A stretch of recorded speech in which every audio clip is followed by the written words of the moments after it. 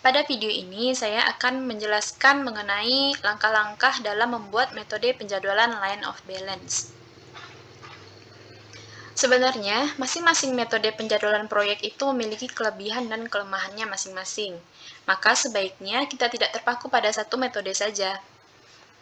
Saat kita berbicara tentang line of balance, sebenarnya line of balance ini tidak dapat berdiri sendiri. Karena untuk memulai line of balance, harus dibuat dulu network planning-nya sebagai bentuk dari urutan kegiatannya. Line of balance cocok digunakan untuk proyek yang bersifat repetitif atau proyek-proyek dengan kegiatan yang berulang, yang sifatnya berulang. Langkah-langkah membuat diagram line of balance. Yang pertama yaitu kita membuat WBS dan list of activity-nya. Yang kedua kita membuat logic diagramnya. Dan yang ketiga kita membuat diagram line of balance-nya. Masuk ke langkah yang pertama, yaitu membuat WBS dan list of activity. Apa itu WBS? WBS adalah Work Breakdown Structure, yaitu suatu metode pengorganisasian proyek menjadi struktur pelaporan yang hierarkis, di mana WBS digunakan untuk memecah tiap proses pekerjaan menjadi lebih detail. Hal ini dimaksudkan agar proses perencanaan proyek memiliki tingkat yang lebih baik. Nah, ini adalah salah satu contoh kegiatan dari pembuatan gedung 20 lantai. Dan masing-masing lantai ini memiliki 8 kegiatan utama. Kita definisikan saja setiap kegiatan ini menjadi kegiatan A, B, C, D, E, F, G, dan H. Dengan durasi per cycle atau durasi masing-masing kegiatannya ini adalah sebagai berikut. Kegiatan A dilakukan selama 6 minggu, kegiatan B selama 6 minggu juga, kegiatan C 8 minggu, kegiatan D 5 minggu, kegiatan E 7 minggu, kegiatan F 5 minggu, kegiatan G 6 minggu, dan kegiatan H 8 minggu. Setelah kita mengetahui masing-masing aktivitas membutuhkan kegiatannya waktunya berapa lama, atau setelah kita memahami WBS-nya, maka kita masuk ke langkah yang kedua, yaitu membuat logic diagram. Apa itu logic diagram? Logic diagram adalah gambaran umum bagaimana langkah-langkah atau aktivitas pembuatan gedung 20 lantai ini dari awal sampai ke akhir. Yaitu ada kegiatan A selama 6 minggu, setelah kegiatan A dilanjutkan dengan kegiatan B selama 6 minggu juga. Kemudian setelah kegiatan B dan setelah kegiatan B selesai, maka dilanjutkan dengan kegiatan selanjutnya, yaitu kegiatan C dan D yang ternyata bisa dilaksanakan secara paralel atau secara bersamaan. Setelah kegiatan C dan D selesai, dilanjutkan dengan kegiatan E selama 7 minggu, dan dilanjutkan kembali dengan kegiatan F, kegiatan G, dan kegiatan H. Nah, setelah kita paham susunan logic diagramnya, lalu kita masukkan durasi waktu per cycle-nya. Apa itu durasi waktu per cycle? Yaitu durasi yang kita butuhkan untuk menyelesaikan gedung 20 lantai ini. Kan tadi untuk menyelesaikan kegiatan A selama 6 minggu ini adalah untuk satu lantai. Sedangkan kita akan membuat gedung 20 lantai. Jadi masing-masing duration per cycle-nya ini dikalikan 20. Didapatkanlah total durasinya seperti yang tertulis ini. 6 dikali 20, 120, 6 dikali 20 juga 120, 8 dikali 20, 160, 5 dikali 20, 100, 7 dikali 20, 140, 5 dikali 20, 100, 6 dikali 20, 120, dan 8 dikali 20, 160. Nah, ini semua harus menjadi satu kesatuan yang bisa kita laksanakan secara bersamaan. Logic diagram ini merupakan kunci kedua dalam membuat line of balance. Nah, sampai di sini apakah ada pertanyaan?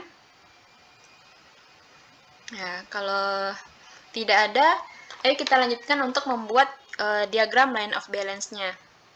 Kembali ke tabel aktivitas ini lagi, di mana agak lebih detail kita tambahkan dua kolom seperti ini, yaitu kolom kapan pekerjaan itu dimulai atau start, dan kapan pekerjaan itu selesai atau finish. Bagaimana untuk mencari start dan finish? Yaitu kita lihat dari logic diagram ini. Apabila suksesornya atau suksesor adalah pekerjaan setelah suksesornya lebih lambat, itu namanya start to start. Dan apabila suksesornya lebih cepat, itu namanya finish to finish. Contoh yang start to start, itu suksesornya lebih lambat, itu antara kegiatan B dan kegiatan C. Kegiatan C ini 8 minggu, sedangkan kegiatan B ini 6 minggu. Berarti kan itu start to start. Sedangkan yang finish to finish contohnya adalah kegiatan yang suksesornya itu lebih cepat. Nah, misalnya kegiatan B dan D. Kegiatan D ini adalah suksesornya. Nah, berjalan selama 5 minggu, lebih cepat daripada kegiatan B yang hanya 6 minggu.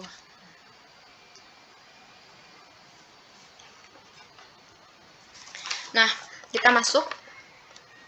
Kita lanjutkan untuk membuat mengisi tabel start dan finishnya. Bagaimana caranya?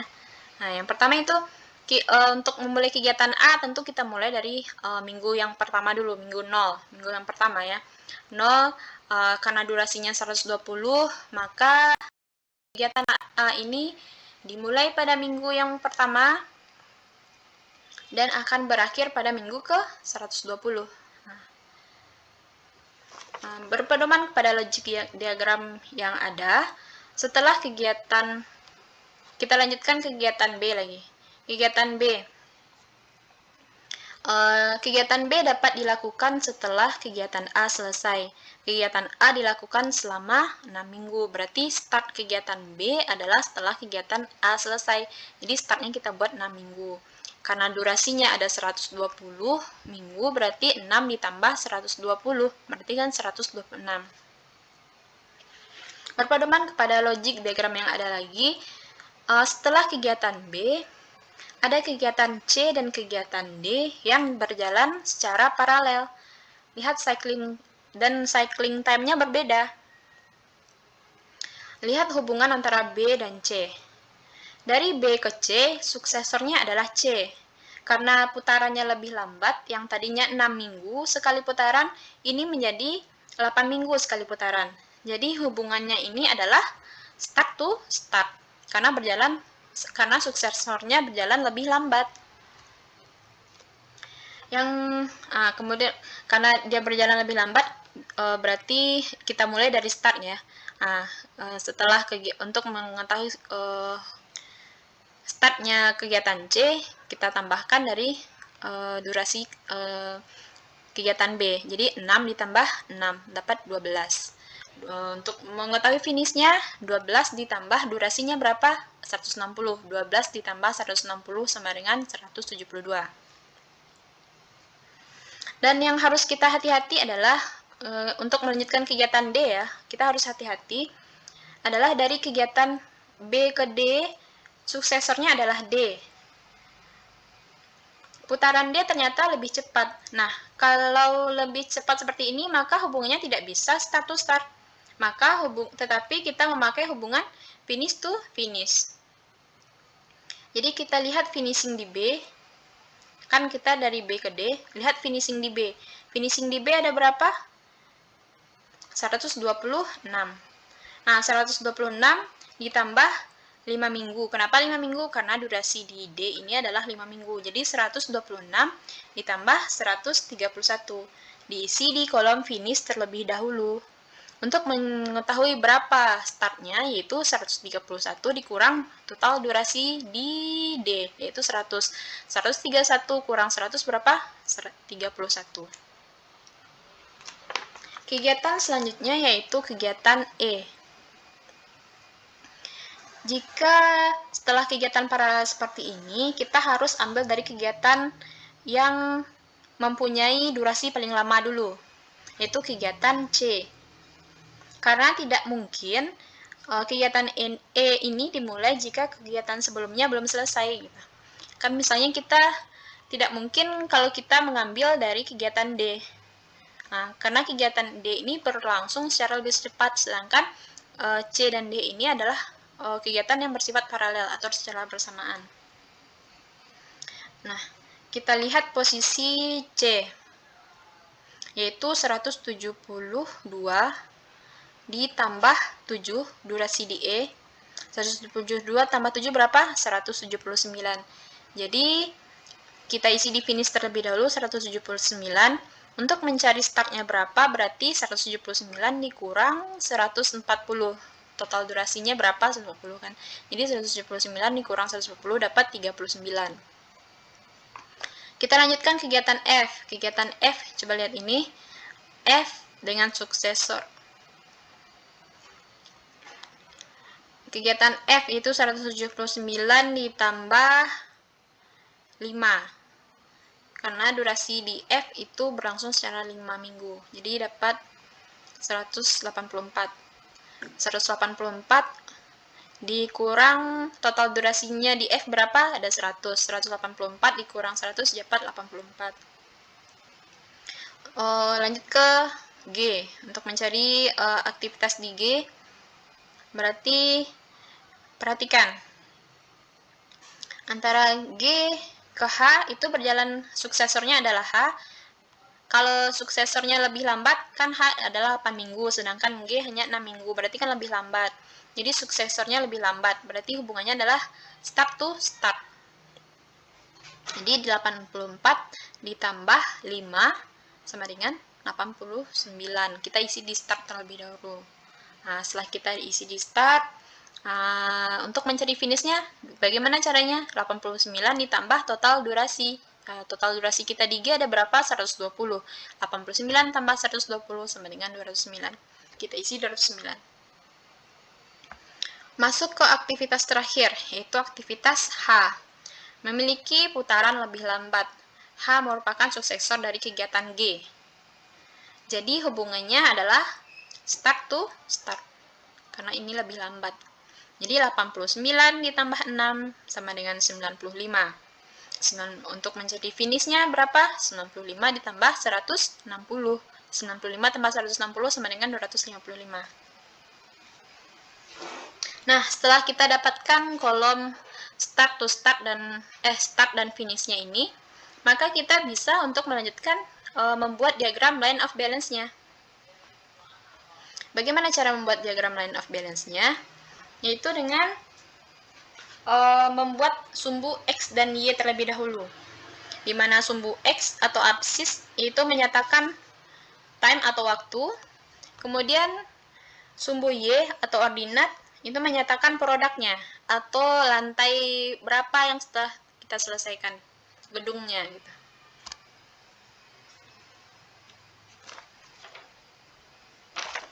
Nah, dapat kita lihat seperti ini. Kegiatan A. Kegiatan A tadi startnya dimulai dari 0, finishnya di 120. Kita buatkan seperti ini. Dimulai dari 0 dan berakhir selesainya di 120. Kegiatan B dimulai di minggu ke-6 dan berakhir di minggu ke-126. Kegiatan C dimulai di minggu ke-12 dan berakhir di minggu ke-172. Coba lihat seperti ini. Minggu ke-12, 172. Kegiatan D dimulai di minggu ke-31 dan berakhir di minggu ke-131. Kegiatan E dimulai di minggu ke-39 dan berakhir di minggu ke-179. Kegiatan F dimulai di minggu ke-84 dan berakhir di minggu ke-184. Kegiatan apa lagi? G ya. G dimulai di minggu ke-89 dan berakhir di minggu ke-209. Kegiatan H dimulai di minggu ke-95 dan berakhir di minggu ke-255. Nah, gitulah caranya. Sebenarnya setelah kita melihat selesai membuat diagram line of balance ini, dapat kita lihat ini ada antara kegiatan C dan D ada seperti apa ya? Bertemu garisnya berarti itu menandakan bahwa kira-kira di lantai ke berapa ini ya? 10, 11, 12 di lantai ke-13-an di waktu 120 mungkin di waktu 120 dan di lantai ke-13 Kegiatan C dan kegiatan D dilakukan secara bersamaan.